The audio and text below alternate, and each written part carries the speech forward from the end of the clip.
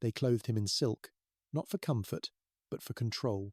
He was merely a child, sold not to a brothel but to the emperor's court.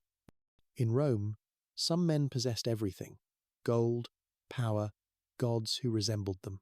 Others were nothing more than living ornaments, breathing decorations in a world built on marble and cruelty. He was trained to dance, to flatter, to obey. His name, erased by historians as if he had never existed, but his body, passed from hand to hand, remained part of the empire's darkest rituals. They called him a pleasure servant, but behind palace walls he was a prisoner wrapped in luxury. You've heard of Roman emperors, but you've never heard of the boys who served them. The boys who paid the price for Rome's grandeur. He came from the eastern provinces, perhaps Syria, maybe Cappadocia. His parents, impoverished farmers, had no choice when the tax collector came calling. The official offered them silver in exchange for their son, not for labor, but for beauty. The man had arrived with a caravan, his experienced eyes scanning each village for what the empire demanded. Boys of a certain age, a certain appearance, a certain potential. Families desperate from crushing tax debts rarely resisted such offers. His mother wept silently as they took him. His father looked away, unable to meet his son's eyes. They told themselves it was better than starvation, better than losing their land. But deep down, they knew they were selling their child's soul. He was taken across deserts and seas, through markets and slave pens, each stop pulling him further from everything he had known. The merchants examined him like livestock, commenting on his skin, his height, his eyes.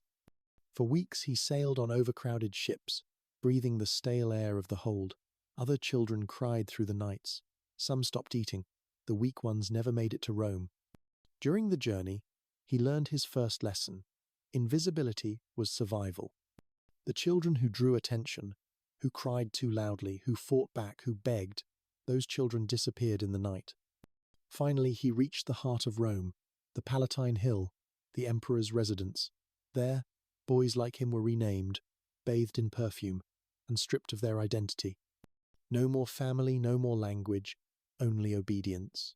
The palace was a labyrinth of marble and gold, where every corridor whispered secrets and every room held horrors. The transformation began immediately.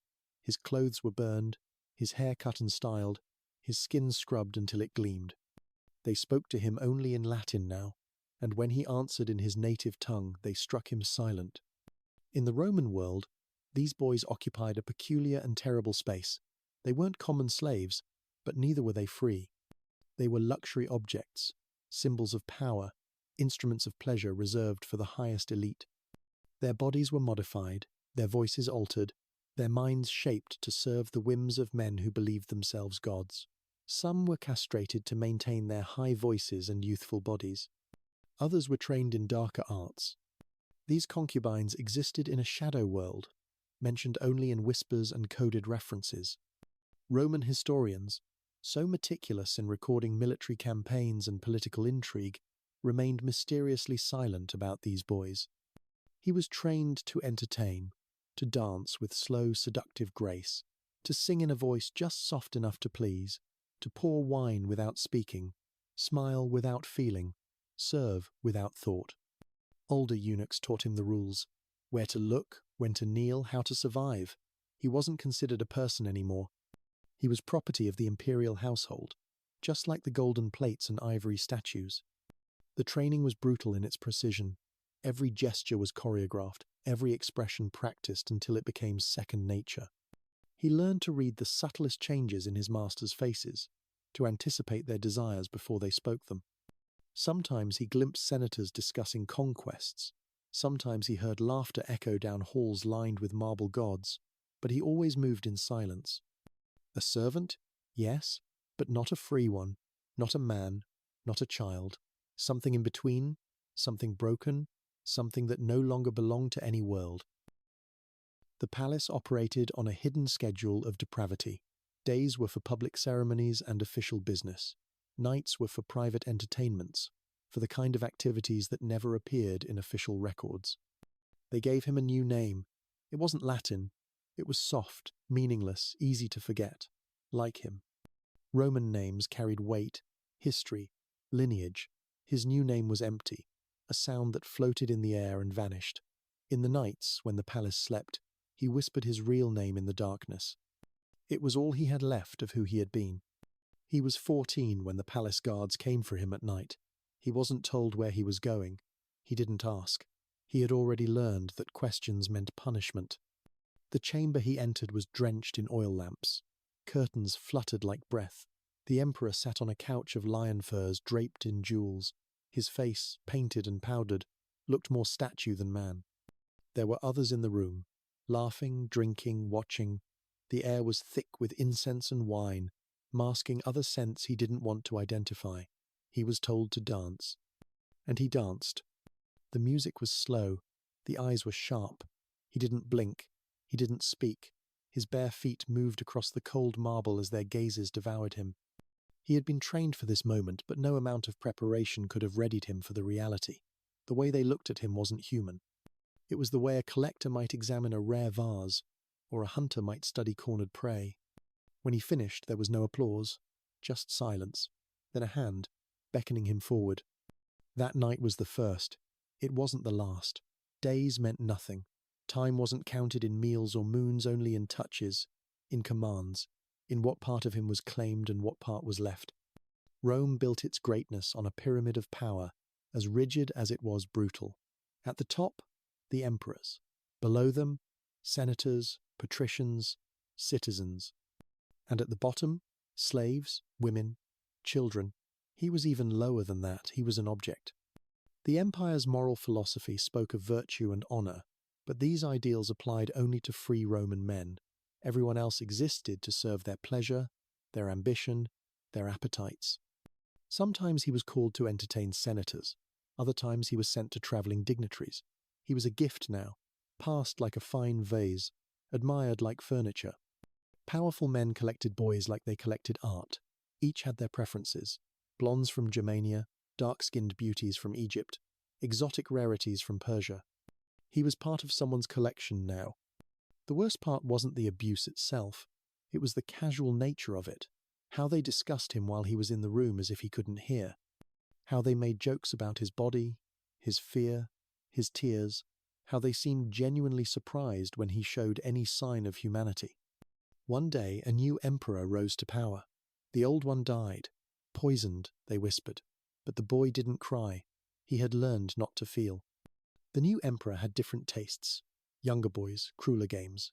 The palace staff whispered about blood on marble floors, about a concubine who screamed for hours behind sealed doors. No one ever saw him again. Power in Rome was a game of musical chairs, and the boys were just pieces on the board. When one emperor fell, his collection was either absorbed by the new ruler or quietly disposed of. There were no retirement plans for imperial concubines. The boy, now 15, learned to smile through everything. He smiled when they touched his face like it was clay. He smiled when they joked about cutting off his hair, his voice, his manhood. He smiled when they told him he was lucky. But in his chest, something broke. A part of him, the part that remembered who he had been, collapsed like an old temple. He began to hide. Behind columns, under staircases, anywhere the torches couldn't reach. The palace was full of hiding places, if you knew where to look.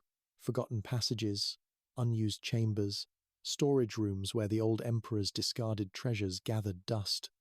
He made these spaces his own, tiny refuges in a world of gold and horror. One night he overheard a senator speaking of war, Parthian rebellions, grain shortages, barbarian incursions. The empire trembled, but nothing inside the palace changed. They danced, they drank, they laughed.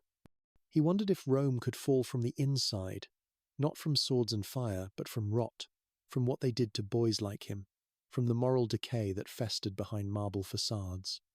The senator spoke of omens, of eagles falling from the sky, of temples struck by lightning, but the real omen was here, in these rooms, in what they had become. An empire that consumed its own children, couldn't stand forever. Then came the day he bled too much, a punishment that went too far. They left him in the servants' chamber, bruised and coughing. A physician came, looked once, said nothing. He wasn't important enough to heal, just to clean and cover up. But a woman, old, wrinkled, invisible, stayed behind. She knelt beside him and whispered stories of another boy, long ago, who had escaped. Through the kitchen, she said, past the pigs, into the sewers. The old woman had been a slave in the palace for decades. She had seen boys come and go, had cleaned up after their accidents, had held them when they cried. She was the only one who still saw them as human. He didn't answer, but he remembered. That night, while the palace feasted under torchlight and flute song, he crept barefoot past sleeping slaves and yawning dogs. He reached the kitchens. He saw the pigs. He found the stone tunnel behind the spice jars, and he ran through filth, through darkness, through a river of waste and memory. The sewers of Rome were a maze beneath the city, carrying away the empire's refuse. How fitting that they would also carry away one of its human casualties. He ran until the golden roofs disappeared behind him, until he could smell the sea. Nobody chased him, nobody noticed. To them, he had never really existed, but for the first time in years, he was more than silk, more than silence. He was a boy running free.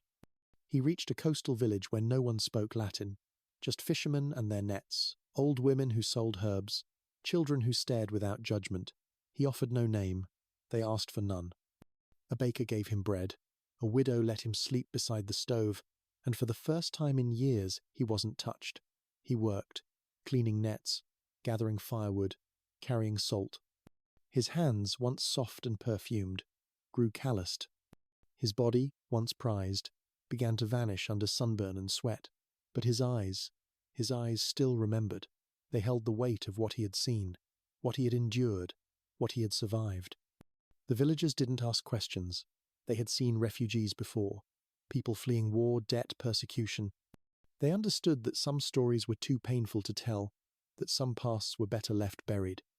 Slowly, painfully, he began to remember what it felt like to be human, to make choices, even small ones, to speak when he wanted to speak, to remain silent when he chose silence, to own his own body again. One day a trader passed through with scrolls from Rome. On one, a name he recognized. The emperor had died again, this time in his sleep. They said he was peaceful, but the boy knew there was no peace behind those walls. He walked to the shore that evening, watched the sun melt into the sea, and he wept. Not for the emperor, not even for himself, but for the others, the boys still inside, the ones who danced, the ones who smiled, the ones who wouldn't run. The news brought it all back, the marble halls, the silk robes, the endless nights. But it also brought something else, the realization that he had survived, that he was free, that he could choose his own path now. He was 17 now, still broken but no longer silent. He began writing, not in Latin but in the language his mother spoke. He wrote about what he remembered, what they did, what they took. He didn't care if anyone believed him. He just wanted the truth to exist somewhere, to have a record, a testament, a voice crying out from the darkness of history. The words came slowly at first, painful and halting, but as he wrote, something loosened in his chest. The weight of silence, carried for so long, began to lift. His story deserved to be told. Years later, a Roman merchant would find a scroll in the home of a Greek widow. It was brittle, half-burned, barely legible, but it ended with a single sentence, scratched with shaking hands. They erased my name, but they will not erase my voice. The merchant, curious, tried to trace the scroll's origins, but the trail went cold. The widow had died, the village had been abandoned, the boy had vanished into history, like smoke. History remembers emperors. Their statues still stand, their names are etched in marble, but the boys were shadows, no records, no tombs, no stories. But they existed. In palace corridors, in silk robes that weren't theirs, in memories too painful to survive on paper. What the empire built was grand, but what it destroyed was human. The official histories speak of military victories, architectural marvels, legal innovations. They don't mention the cost in human suffering, the children sacrificed on the altar of imperial ambition. How many were there? How many nameless boys served in palaces across the empire? How many stories were buried with their bones? We know about gladiators because they were celebrated. We know about soldiers because they were honored. We know about politicians because they were documented. But the concubines, the pleasure servants, the decorative children, they were meant to be forgotten. Yet some evidence survives. Fragments of poetry, scratched graffiti, cryptic references in private letters, whispers of a world that existed in the shadows of power. This wasn't unique to Rome. Throughout history, powerful men have taken what they wanted from the powerless. The names change, the cultures shift, but the pattern remains. Ancient Greece had its symposiums and their boy companions. Medieval courts had their pages and favorites. Every empire, every kingdom, every seat of power has its dark secrets, its hidden victims. The boy's story is one story, but it represents thousands, millions perhaps, across the centuries. Children whose names we'll never know, whose graves we'll never find, whose voices were silenced by shame and fear. For too long these stories have been buried. Historians focused on the grand narratives, the rise and fall of empires, the movements of armies, the machinations of politics. The human cost was footnoted, minimized, forgotten. But silence is complicity. When we don't speak of the victims, we honor only the victors. When we don't remember the powerless, we celebrate only power itself. The boy who escaped wrote his story not for fame or recognition, but for truth, for the simple, radical act of saying, I existed, I mattered, I was here. His story echoes across time, because exploitation doesn't end with empires. The powerful still take from the powerless. Children still suffer for adult ambitions. The vulnerable still pay the price for others' pleasures. We like to think we're different, more civilized, more moral. But are we? Or do we simply hide our cruelties behind different facades, use different words to justify the same sins? The boy's voice carries across centuries because the need for it never disappeared. There are still stories that need telling, still voices that need hearing, still truths that need speaking. We who live in the light have a responsibility to remember those who died in shadow, to speak for those who couldn't speak, to name the unnamed, to honor the dishonored. History isn't just about what happened, it's about what we choose to remember, what we choose to forget, what we choose to learn from. The boy's story teaches us about the price of power, the cost of silence, the importance of bearing witness. Every time we tell these stories, we strike a blow against forgetting. Every time we remember the victims, we honor their humanity. Every time we speak truth about power, we take a stand against its abuse. The boy may never have had a name we can trace, but his voice, that quiet, fragile voice, still echoes, because silence is not the end, and forgotten does not mean gone. Somewhere, his words survived, in fragments and whispers, in the conscience of humanity, in the stubborn refusal to let truth die. His story became part of a larger story, the story of the powerless who found their voice, the broken who chose to speak, the forgotten who refused to disappear. And today, you heard him. His words, carried across oceans of time, reached your ears. In hearing him, you make him real again. In remembering him, you resurrect him. In telling his story, you give him the immortality that power tried to deny him. If you want to hear more stories that history tried to hide, don't forget to subscribe, because the voices of the forgotten deserve to be heard. They deserve to be remembered. They deserve to echo through time until justice is served and truth is told. The boy in silk, the child of shadows, the survivor of empire's cruelest appetites, he speaks to us still. His message is simple but profound. We existed, we mattered, we were here. And in a world that still struggles with power and its abuses, that message has never been more important. The forgotten are not truly forgotten as long as someone remembers. The voiceless are not truly voiceless as long as someone speaks. His story ends, but the story continues. In every act of remembrance, every moment of bearing witness, every refusal to let truth die, his voice lives on. The voices of the forgotten deserve to be heard.